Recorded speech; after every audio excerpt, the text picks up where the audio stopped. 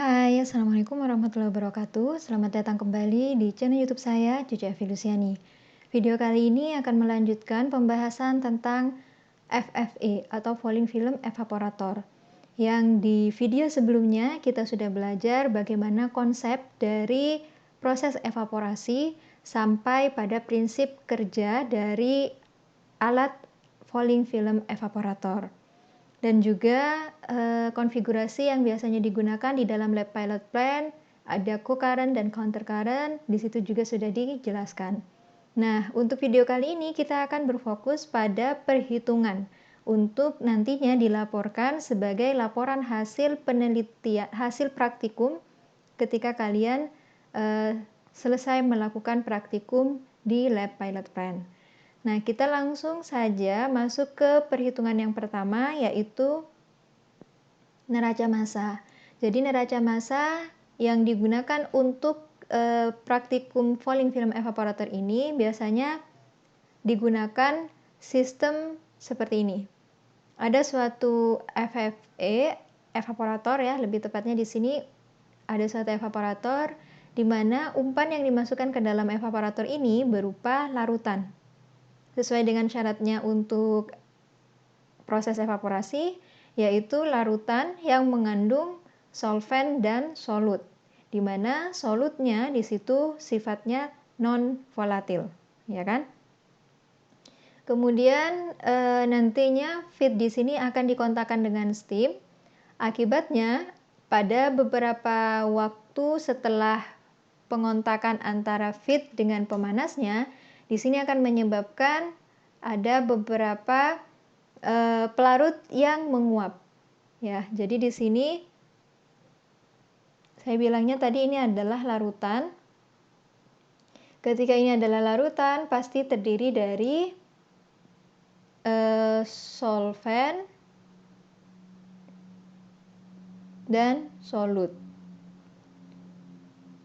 Nah, ketika dipanaskan, FFE ini dikontakkan dengan media pemanas, maka larutan ini akan mengalami kehilangan solvent. Ya, solventnya akan masuk ke bagian atas yaitu di vapor. Nah, misal sesuai dengan simbol yang sebelumnya, larutannya itu adalah A, solventnya adalah B, kemudian solutnya adalah C. Jadi yang ke atas di sini adalah B, ya. Kemudian yang ada di sini yang tertinggal itu apa? Yang tertinggal itu adalah larutan A yang mengandung sedikit B dengan adanya C. Jadi di sini karena B-nya sudah sedikit, maka disebut dengan concentrated liquid atau liquid yang lebih kental dibandingkan dengan feed. Ya. Jadi itu adalah neraca massa, gambar dari sistem untuk perhitungan neraca massa. Nah, kemudian yang perlu diperhatikan juga ada beberapa istilah yang akan digunakan nantinya dalam persamaan neraca massa. Istilah yang pertama yang biasanya digunakan itu adalah F. F di sini adalah massa dari feed, massa dari larutan yang akan kita lakukan proses evaporasi. Kemudian V di sini adalah massa dari vapor, berarti karena vapornya tadi hanya ada pelarut, berarti di sini adalah massa pelarut yang teruapkan. Oke. Kemudian L-nya di sini adalah massa dari produk. Produknya di sini bisa merupakan liquid yang konsentrasinya lebih tinggi dibandingkan dengan feed. Kemudian ada istilah simbol di sini X dan Y.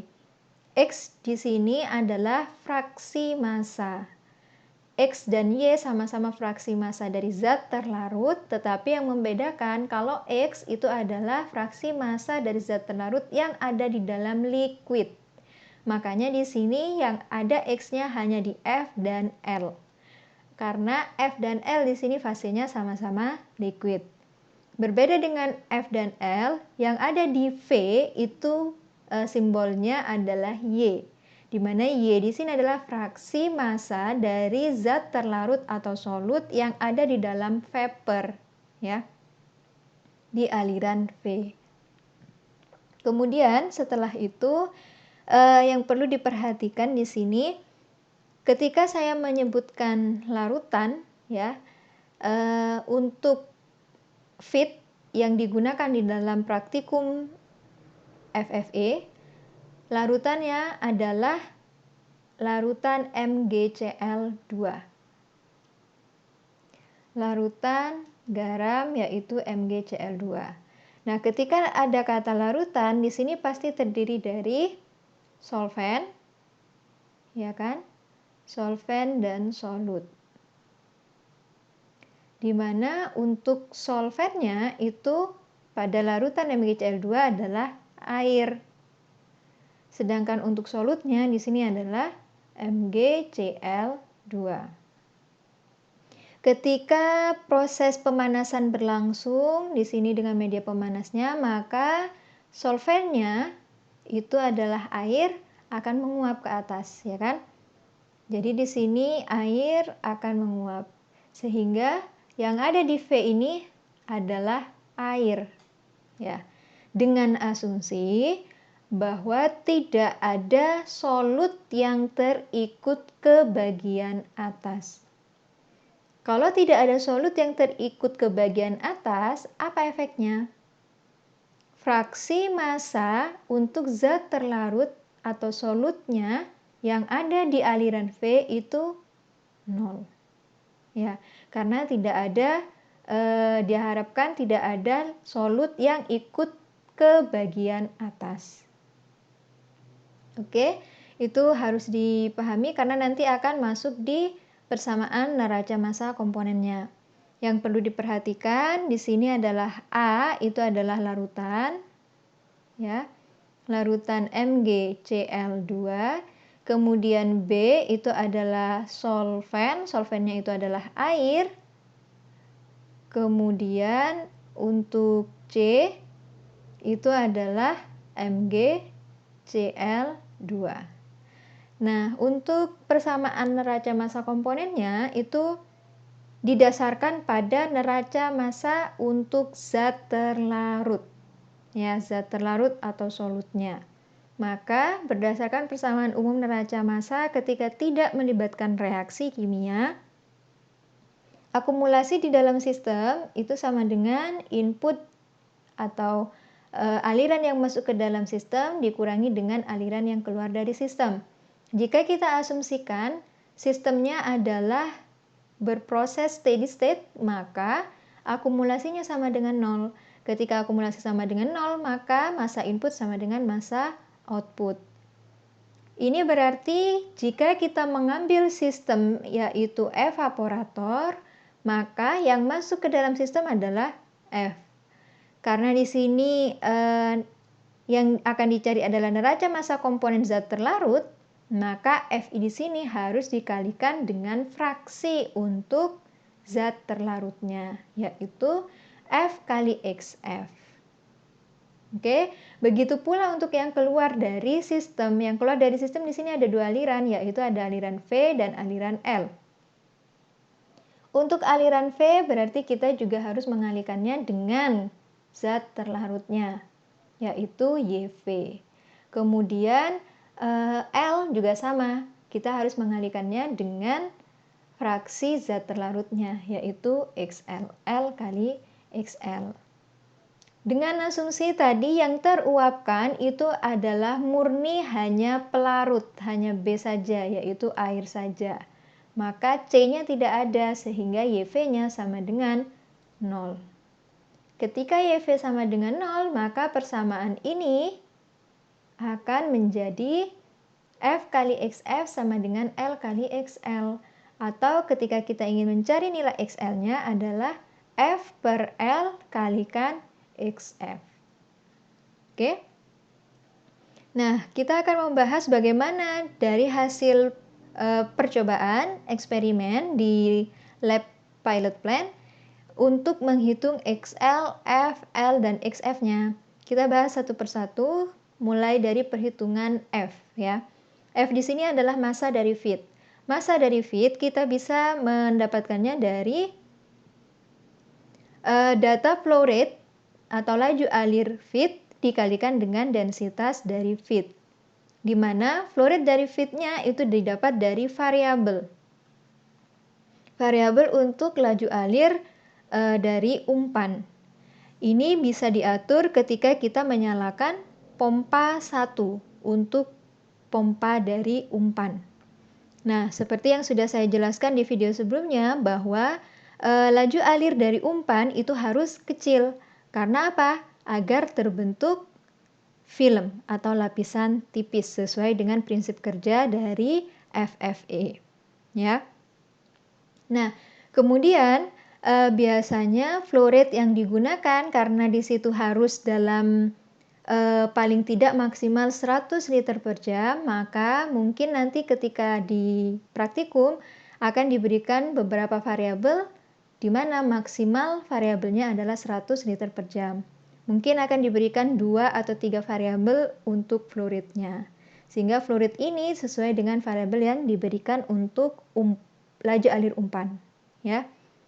Kemudian densitas dari feed itu diperoleh dari analisis ketika kalian sampling di feed, di umpan. Ketika di sampling untuk umpan kan yang dicari kalau tidak salah ada konsentrasi, ada densitas. Ya. Nah, konsentrasinya ini nanti kalian menggunakan titrasi. Nah, ini belum digunakan di sini. Yang digunakan adalah ini. Densitas dari feed itu kalian gunakan untuk mendapatkan berapa nilai F-nya. Massa dari feed. Oke. Setelah kita menghitung F, kita menghitung yang kedua adalah L-nya. L atau massa dari concentrated liquid atau produk, ya. Itu diperoleh dari hampir sama dengan feed, ya, flow rate kali densitas. Ini diperoleh dari mana? Dari hasil sampling kalian. Yang kalian sampling itu kan untuk sampel produk, yang kalian ukur adalah konsentrasi, densitas maupun laju alir. Nah, laju alir dari produk dan juga densitas produk kalian kalikan hingga mendapatkan nilai L atau massa dari produk. Setelah itu, yang dilakukan adalah menghitung nilai XF. XF itu adalah fraksi massa dari solut ya yang ada di dalam feed. Karena di sini fraksi massa, maka kita bisa menghitungnya dari perbandingan massa. Massa dari siapa? Ingat, di sini massa solut. Solut yang ada di dalam larutan MgCl2 itu adalah MgCl2. Makanya di sini massa dari MgCl2 dibagi dengan massa dari sampel. Sampelnya apa? Karena di sini adalah untuk feed, maka kita menggunakan massa sampel feed. Nah, kita bahas satu persatu. Untuk massa dari MgCl2 ini diperoleh dari mana? Diperoleh dari hasil titrasi yang kalian lakukan. Dari hasil titrasi kalian bisa mendapatkan berapa volume dari MgCl2. Kalian kalikan dengan molaritas dari MgCl2, maka akan mendapatkan berapa mol dari MgCl2 untuk di sampel feed. Ya. Dari hasil mol itu kalian kalikan dengan BM dari MgCl2, maka akan diperoleh massa dari MgCl2. Nah, massa dari MgCl2 itulah yang kalian gunakan untuk nantinya menghitung nilai XF. Kemudian untuk massa sampel, kalian dapat dari mana? Massa sampel kalian peroleh dari densitas feed, ya. Densitas dari feed kalian kalikan dengan volume sampel yang kalian ambil untuk di aliran feed. Oke, setelah kalian kalikan, kalian mendapatkan massa dari feed, kemudian kalian masukkan ke dalam persamaan XF. Sehingga nanti akan diperoleh berapa nilai XF, yaitu perbandingan antara massa MgCl2 dari hasil titrasi dibagi dengan massa dari sampel feed setelah hasil perkalian dari densitas feed dengan volume sampel. Oke, setelah itu yang perlu diperhatikan, perlu dihitung adalah nilai XL. XL di sini adalah fraksi massa dari solut yang ada di L, liquid, yaitu produk. Ya, ini bisa dihitung dengan dua cara. Yang pertama secara teoritis dan yang kedua secara eksperimen. Secara teoritis dari hasil neraca massa komponen, ya. Dimana ketika neraca massa komponen kita bisa menghitung berapa nilai XL dari nilai F. F-nya dari mana? Dari sini. Kemudian L dari tahap kedua. Kemudian XF dari tahap ketiga. Sehingga didapatkan nilai XL. Atau kalian di liquid ya, di produk, di sini kan juga melakukan sampling. Ketika melakukan sampling, yang kalian hitung adalah konsentrasi, rho, dan laju alir. Nah, data konsentrasi ini bisa kalian gunakan untuk menghitung berapa nilai XL ketika eksperimen. Dengan cara hampir sama dengan yang di XF, yaitu massa dari MgCl2 dibagi massa dari sampel produk kalau di sini. Kalau yang di sini kan tadi massa dari sampel feed. Oke. Nah, untuk massa dari MgCl2-nya ini sama diperoleh dari hasil titrasi untuk sampel produk, ya. Kalau yang ini juga diperoleh dari hasil titrasi tetapi untuk sampel feed. Kalau yang di sini untuk sampel produk. Ya. Nah, dari molaritas MgCl2 dan volume dari MgCl2 setelah titrasi dilakukan, kalian bisa mendapatkan nilai atau hasil perhitungan dari molnya MgCl2. Hasil mol di sini kalian kalikan dengan Bm untuk mendapatkan berapa nilai massa untuk MgCl2. Sedangkan untuk massa sampel kalian peroleh dari densitas produk yang sudah kalian ukur di sini dikalikan dengan volume dari sampel produknya, sehingga nanti akan diperoleh berapa massa sampel untuk produk. Hasil perbandingan antara massa MgCl2 dari hasil titrasi dibagi dengan massa sampel produk itu merupakan nilai XL secara eksperimen. Ya, bisa dipahami ya untuk perhitungan mulai dari F, L, XF maupun XL baik yang secara teoritis ataupun secara eksperimen. Kalau secara perhitungan neraca massa sudah dipahami, kita bisa langsung ke perhitungan untuk neraca panas.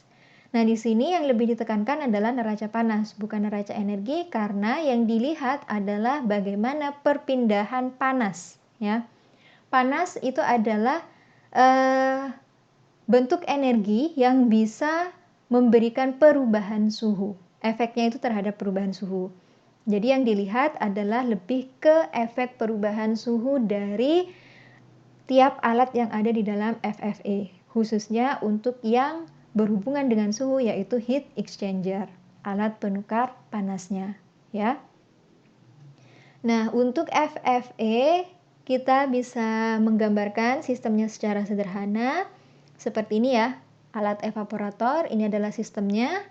Ada F, ini ada S, F di sini adalah feed, S di sini adalah steam, V di sini adalah uap dari pelarut karena sudah dipanaskan feednya. Kemudian keluarannya dari S di sini adalah kondensat dengan massa yang sama karena neraca massanya sama ya. Untuk kondensat pasti karena di sini diasumsikan adalah steady state, maka neraca massa yang masuk sama dengan massa yang keluar. Kemudian untuk F di sini keluarannya tidak hanya V tetapi juga ada L. V adalah produk uap ya. Uap dari pelarut, sedangkan untuk L di sini adalah produk yang diinginkan yaitu produk yang memiliki konsentrasi lebih tinggi dibandingkan dengan konsentrasi yang ada di feed seperti itu ya. Nah, untuk persamaan neraca panasnya, kita perlu mengenal beberapa istilah di sini. F, V, L kita sudah belajar ya di persamaan neraca massa. X dan Y juga sama, tapi ada yang berbeda di sini tambahan yaitu entalpi. Jadi ketika kita membahas neraca panas pasti akan berhubungan dengan adanya entalpi ya. Entalpi di sini ada entalpi untuk HF berarti entalpi untuk feed ya. Kemudian Ini entalpi. Entalpinya di sini ada HF untuk yang di feed, berarti entalpi untuk feed. Kemudian ada HL, yaitu entalpi untuk produk liquid. Nah, kalian perhatikan ketika di sini feed dan liquid ya, itu hanya kecil. Kemudian es yang keluar dari evaporator, di sini kan berarti kondensat ya, itu hanya juga kecil. Artinya H kecil ini adalah entalpi ketika fasenya itu liquid. Ya. Sedangkan kalau yang fasenya vapor di sini H-nya itu pasti besar. Kalau H besar itu adalah entalpi ketika fasenya vapor. Seperti itu ya. Jadi kalau hanya kecil di situ berarti fasenya adalah liquid. Seperti feed, liquid maupun kondensat itu hanya pasti kecil. Sedangkan untuk steam dan vapor itu hanya pasti besar. Oke? Kemudian yang perlu diperhatikan adalah persamaan umum untuk neraca panasnya. Ya. Dengan asumsi steady state tetap, maka panas yang masuk sama dengan panas yang keluar. Panas yang masuk ke dalam sistem, tadi sistemnya adalah ini, itu adalah ada berapa aliran masuk? Ada 2, ada aliran F dan ada aliran S. Berarti ketika input di sini adalah neraca panas, maka F kali entalpinya, F kali HF, ditambah dengan S kali entalpinya, S kali HS, hanya besar karena dia adalah vapor. Kemudian sama dengan aliran keluarnya ada berapa? 1, 2, 3. Ada 3 aliran keluar di mana untuk yang aliran keluar bagian atas itu adalah V kali HV. Ya, karena dia vapor, maka hanya besar. Kemudian S kali HS. Di sini adalah untuk kondensat ya. Kemudian untuk yang aliran bawah di sini adalah produknya yaitu L kali HL. Nah, setelah seperti ini kita akan menurunkan persamaannya dengan menghitung satu persatu ya. F-nya kita hitung, HF-nya kita hitung, F-nya kita hitung, HF kita hitung, S kita hitung, HS-nya juga kita hitung, V, HV, LHL, SHS. Oke? Nah, kita mulai dari perhitungan untuk F. Sama dengan di persamaan neraca massa sebelumnya. Bahwa F di sini adalah flow rate atau laju alir dari feed kalikan densitas dari feed, di mana flow rate dari feed yang merupakan variabel dari flow rate yang biasanya digunakan dalam FFA, di mana flow rate dari feed itu harus kecil karena agar terbentuk lapisan tipis sesuai dengan prinsip kerja dari FFA ya. Setelah itu untuk perhitungan V, massa vapor atau dalam hal ini massa dari distilat ya. Distilat yaitu vapor yang telah mengalami proses kondensasi. Di situ bisa kalian hitung dari flow rate dari distilat kalikan rho dari distilat. Karena kalian sudah melakukan sampling juga ya di analisis bagaimana dihitung laju alirnya dari distilat, yaitu volume yang tertampung dalam tiap 10 menit atau dalam tiap 15 menit sesuai dengan variabel.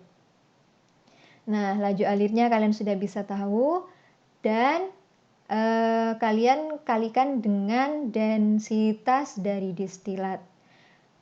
Densitas dari distilat diperoleh dari mana? Dengan mengetahui suhu dari distilat, kalian bisa mengetahui densitas dari distilat.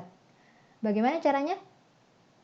Ya, jadi di sini karena distilatnya di situ uap yang pelarut yang teruapkan di situ diasumsikan semuanya adalah air, maka dengan adanya data suhu dari air, kalian bisa melihat di referensi berapa densitas dari air pada suhu tersebut. Ya, misalnya ada di buku Jenkoplis ataupun buku yang lainnya, data densitas pada berbagai suhu. Jadi kalian dengan mengetahui suhu dari distilatnya, kalian bisa menghitung atau mencari berapa nilai densitasnya. Seperti itu ya. Sehingga nilai V bisa dicari. Kemudian setelah perhitungan V, kita bisa menghitung nilai entalpi. Nah, entalpinya itu ada banyak, ya. Yang pertama ada entalpi untuk feed, di mana entalpi untuk feed itu adalah menggunakan persamaan Cp delta T, ya. Karena di situ adalah liquid, tidak melibatkan perubahan fase. Maka menggunakan persamaan Cp kali delta T. Cp-nya disesuaikan, kemudian delta T-nya itu adalah T min T ref. T-nya siapa? T-nya dari feed. Ya. 0 derajat di sini adalah sebagai T referensi. Oke. Kemudian setelah HF kita bisa mencari HV. HV-nya di situ adalah entalpi ketika saturated vapor. Ya, saturated vapor dari setelah saya katakan tadi bahwa yang teruapkan itu diasumsikan semuanya adalah air, ya, pelarutnya. Maka saturated vapor untuk air pada suhu uap air yang keluar dari W2. Jadi di sini entalpi saturated vapor kalian bisa lihat di mana, di steam table. Oke, steam table ketika suhu yang sesuai, yaitu suhu dari uap air keluar pada W2. Dibaca di mana ini? Kalian cek di TI berapa. TI 01, 02, 03 sampai 011 itu yang mana? Yang merupakan suhu yang keluar dari W2. Oke. Setelah HV yang bisa kita cari juga adalah HS. HS di sini adalah entalpi dari saturated vapor untuk steam, ya. Yang juga keluar pada yang masuk ke W2. W2 di sini kan falling film evaporator ya. Jadi FFE. Jadi pada suhu berapa dia masuk ke dalam W2 itu kalian cari di steam table juga bagaimana nilai saturated vapor untuk steam tersebut. Begitu pula untuk HS. HS di sini karena dia liquid ya, merupakan kondensat hasil keluaran dari steam, maka yang dilihat bukan saturated vapor-nya, tetapi yang dilihat adalah saturated liquid. Ya, saturated liquid pada suhu sama seperti ketika di HS, yaitu suhu ketika dia masuk ke W2. Selain ada HF yang perlu kita cari ya, selain ada HF, HV, HS dan HS, kita perlu mencari nilai HL. HL di sini juga hampir sama dengan HF, yaitu menggunakan persamaan Cp delta T. Cp kali T-nya di sini adalah T min T ref, T-nya tersebut adalah T dari produk yang keluar. Berapa suhu dari produk yang keluar itu dikurangi dengan T referensinya. Seperti itu ya. Itu adalah perhitungan entalpinya. Kemudian yang perlu dihitung juga adalah S atau massa dari steam. Massa dari steam di sini bisa dihitung dengan dua cara. Yang pertama adalah dengan cara eksperimen, yaitu menggunakan persamaan flow rate dari kondensat. Kalian kan kondensat tadi juga dianalisis ya. Dianalisis dengan menghitung berapa laju alir dari kondensatnya dan juga densitas dari kondensat. Nah, maka hasil dari flow rate-nya tersebut dikalikan dengan densitas, maka bisa menghasilkan berapa nilai S, ya. Jadi ini biasanya di kondensat kalian mengukur laju alir dan suhu dari kondensat, ya. Suhu dan di kondensatnya untuk apa? Untuk mengetahui berapa rho dari kondensat, karena kita mengasumsikan bahwa yang keluar menuju kondensat itu semuanya adalah air juga. Karena di situ produk keluaran dari steam, ya kan? Steam di situ H2O berubah fase menjadi liquid sehingga yang keluar ke kondensat itu adalah dalam bentuk air, ya, liquid. Sehingga di sini dengan mengetahui suhu dari kondensat, kita memanfaatkan tabel untuk data densitas pada berbagai suhu. Kita bisa menghitung atau mencari berapa nilai densitas ketika suhu kondensat tersebut. Ya, itu digunakan untuk menghitung nilai S. Atau ini sudah saya sebutkan ya, tabel densitas air pada suhu tertentu. Atau kita bisa juga menghitung S dari persamaan teoritisnya, yaitu dari persamaan neraca panas ini ya. Kita sudah mengetahui nilai F, ya, nilai F kita sudah tahu dari mana? Dari ini. Nah, kemudian nilai HF, HF-nya dari sini. Kemudian S-nya yang kita cari, HS-nya kita bisa tahu dari sini. Kemudian V-nya dari sini, HV dari sini, L kita bisa mengetahui dari yang persamaan di neraca massa, ya. Kemudian HL-nya bisa kita cari dari CP delta T, S-nya yang kita cari, HS-nya bisa kita ketahui dari sini. Sehingga dari persamaan itu, setelah kita mengetahui semua variabel ini, kita bisa melakukan susun ulang sehingga mendapatkan nilai HS. Ya. V-nya diketahui, HV-nya diketahui berdasarkan yang sudah dijelaskan tadi. LHL juga, FHF juga, HS di sini bisa diketahui ya. Lambda atau panas laten. Ya. Panas laten di situ kan sebenarnya selisih antara entalpi ketika saturated vapor dikurangi dengan entalpi ketika saturated liquid. Ya, itu adalah perhitungan untuk S. Kemudian perhitungan selanjutnya adalah perhitungan tentang koefisien perpindahan panas atau U. Nah, di sini sebenarnya ketika berhubungan dengan koefisien perpindahan panas ini berhubungan dengan HE, ya, heat exchanger. Heat exchanger yang ada di dalam alat falling film evaporator ada 3 HE ya. Ada W1, W2 dan W3. Nah, kita bahas dulu ketika di sini menggunakan konfigurasi co-current dengan yang saya contohkan itu adalah untuk HE yang ada di W2. Nah, ketika di W2 biasanya indikator suhu yang bisa dilihat itu ada di TI04, TI06, TI07, TI11. Ini disesuaikan dengan arah aliran, ya. Arah aliran ketika co-current. Ya. Ketika co-current tadi kan masuknya dari atas karena steam berkontak langsung dengan umpan. Jadi yang dibaca di situ yang mana saja yang ada TI-TI-nya kalian cek. Itu berarti merupakan indikator suhu yang bisa kalian baca, ya. Kemudian biasanya sistem untuk HE bisa kita tuliskan seperti ini. Ada fluida panas yang masuk, kemudian fluida panas yang keluar. Dengan yang menjadi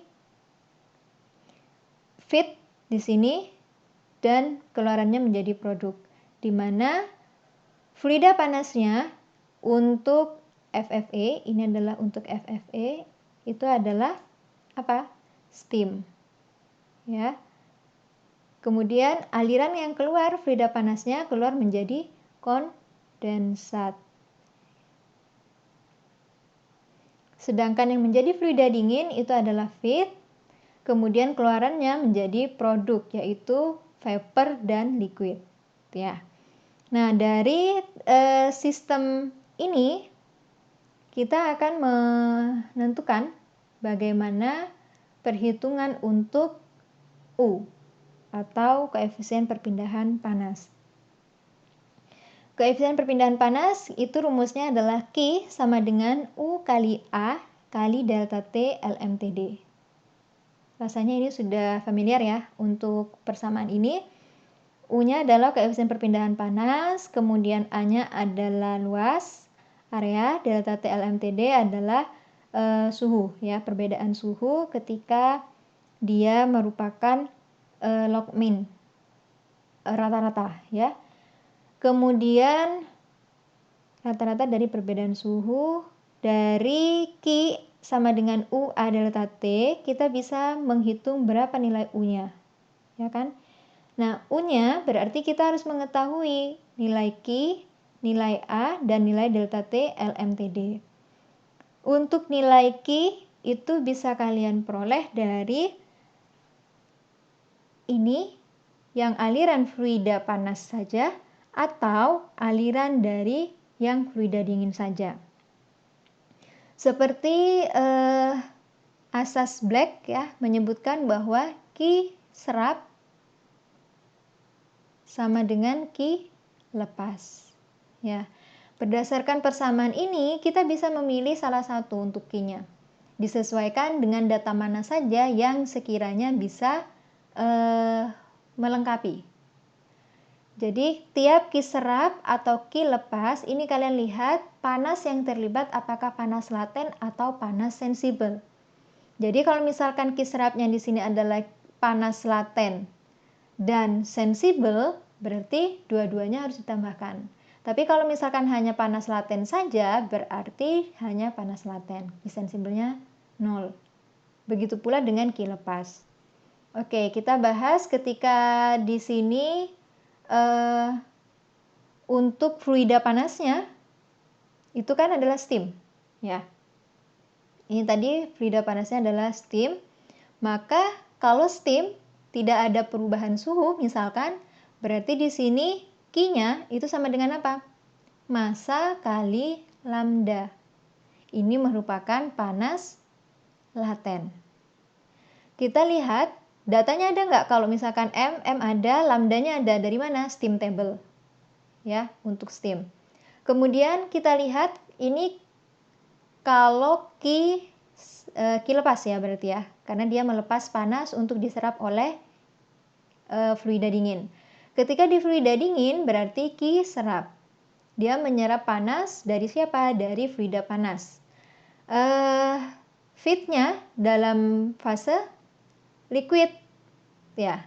Kemudian produknya berupa fase vapor dan liquid. Berarti di sini Q serap itu sama dengan Q sensibel ditambah Q laten. Nah, ketika Q sensibel di sini menggunakan apa? Cp delta T. Ditambah dengan Q latennya, berarti Q laten dari siapa? M dari lambda atau H ketika vapor dikurangi dengan H ketika liquid. Tetapi H dan vapor maupun liquid ini untuk siapa? Kita lihat liquidnya, feednya di sini berupa apa? Larutan MgCl2. Jadi untuk larutan MgCl2. Nah, ketika kita ingin menggunakan persamaan Q serap yang ini, data Cp di sini harus Cp-nya untuk larutan MgCl2. Delta T-nya mungkin masih bisa, tetapi delta Cp-nya, data Cp-nya di sini yang mungkin untuk larutan MgCl2 agak kesulitan untuk mencari karena di buku belum tentu ada. Biasanya yang ada itu adalah steam ataupun air seperti itu.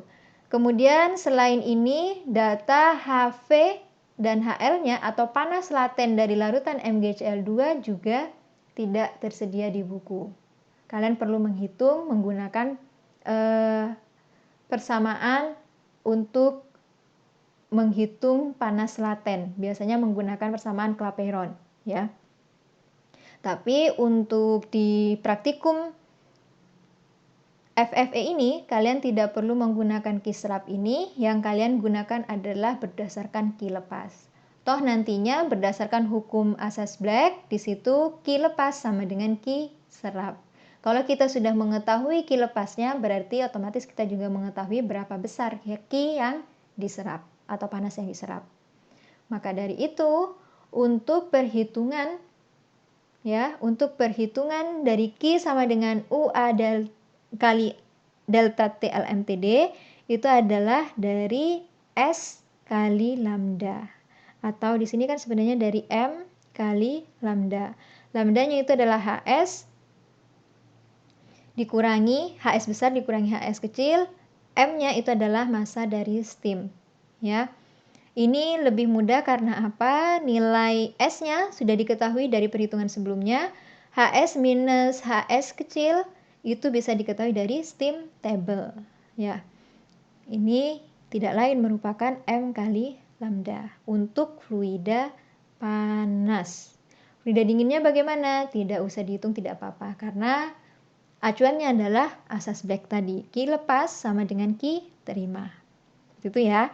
Jadi itu dipahami konsepnya kenapa kita menggunakan M kali lambda, tidak menggunakan CP delta T kemudian kali lambda. CP delta T plus M kali lambda. Maksud saya seperti itu. Yaitu yang untuk di aliran dingin. Karena datanya memang terbatas ya. Yang lebih mudah adalah data yang dari fluida panas. Oke. Setelah itu, kalau kita sudah menggunakan Q-nya adalah dari S kali lambda, maka kita bisa masukkan ke sini, sehingga U-nya itu adalah S kali lambda dibagi dengan A kali delta T LMTD. Delta T LMTD-nya seperti apa? Silakan kalian lihat di buku Den Koplis. Di situ sudah banyak membahas tentang delta T LMTD. Oke. Log mean temperature difference. Oke, di situ bisa kalian lihat ya. Nah, itu hanya untuk satu HE Mas Ian. Untuk HE yang tidak lain adalah FFE. Nah, sekarang saya ingin meminta kalian nantinya untuk kalian hitung juga dan tentukan juga persamaan ketika menghitung koefisien perpindahan panas pada konfigurasi co-current tetapi untuk HE yang lain yaitu W1 dan W3. Buat sistemnya seperti ini, kemudian kalian cek bagaimana rumus untuk U, di mana Q-nya kalian harus tetapkan menggunakan Q yang aliran fluida panasnya saja atau aliran fluida dinginnya saja dengan asumsi penggunaan hukum asas Black, yaitu Q lepas sama dengan Q serap. Yang kalian masukkan adalah data yang sekiranya lebih mudah untuk dicari. Kalau misalkan di situ melibatkan panas laten dari larutan MgCl2, sebaiknya menggunakan cara yang lain ya, mungkin tidak dari satu fluida itu tetapi menggunakan fluida yang lainnya. Seperti itu ya. Yang jelas gunakan perhitungan yang menggunakan data yang ada di dalam buku. Seperti itu. Silakan kalian hitung untuk W1 maupun W3 persamaannya akan seperti apa untuk konfigurasi co-current ya. Makanya di sini saya meminta jelaskan perhitungan U untuk W1 dan W3. Dengan menggambarkan gambar sistem seperti ini, kemudian kalian cek bagaimana Q-nya sehingga nanti bisa kalian jabarkan persamaan untuk U atau koefisien overall dari perpindahan panasnya ya. Selanjutnya yang bisa dihitung itu adalah ekonomi dari steam. Ekonomi dari steam itu rumusnya adalah V per S, di mana untuk V-nya bisa kalian hitung dari seperti yang di persamaan neraca massa ataupun neraca panas ya. V sama dengan flow rate dari distilat, V-nya kan adalah distilat ya. Vapor yang sudah diubah atau dikondensasikan menjadi liquid dinamakan distilat untuk di FFE. Jadi flow rate dari distilat dikalikan dengan densitas dari distilatnya akan mendapatkan massa dari distilatnya. Akan dibagi dengan S. S di sini adalah massa steam. Seperti yang kita tahu, perhitungan S itu bisa dari eksperimen dan teoritis ya. Kalau eksperimen berarti kalian mengalihkan antara flow rate dari kondensat kalikan dengan densitas dari kondensat, mendapatkan berapa massa dari kondensatnya. Kemudian massa dari kondensat di sini sama dengan massa dari steam karena di situ asumsinya adalah steady state, maka massa yang masuk sama dengan massa yang keluar. Untuk yang teoritis berarti berdasarkan persamaan neraca panas, yaitu S sama dengan V kali HV plus L kali HL minus F kali HF dibagi dengan lambda untuk steamnya. Ya, jadi itu yang bisa kalian hitung. Untuk perhitungan mulai dari rinciannya itu perlu kalian pahami betul, dan konsepnya tentang perpindahan panas itu juga harus dikuasai ya. Mana yang merupakan ki lepas, mana yang merupakan ki serap, siapa yang menjadi fluida panas, siapa yang menjadi fluida dingin, sehingga nantinya bisa menghitung bagaimana kebutuhan dari steam dan ekonomi dari steamnya ya. Mungkin itu yang bisa saya sampaikan untuk materi falling film evaporator ini, mulai dari konsep pengertian dari proses evaporasi, prinsip kerja dari evaporator, konfigurasi yang digunakan dalam FFE ya. Kemudian data pengamatan apa saja yang perlu dimasukkan, yang perlu dicantumkan ketika di laporan, beserta perhitungan yang perlu dilakukan untuk dilaporkan pada laporan resmi untuk praktikum falling film evaporator. Oke, selamat belajar, semoga lebih mengerti dan lebih memahami. Kurang lebihnya mohon maaf. Semoga bermanfaat. Wassalamualaikum warahmatullahi wabarakatuh.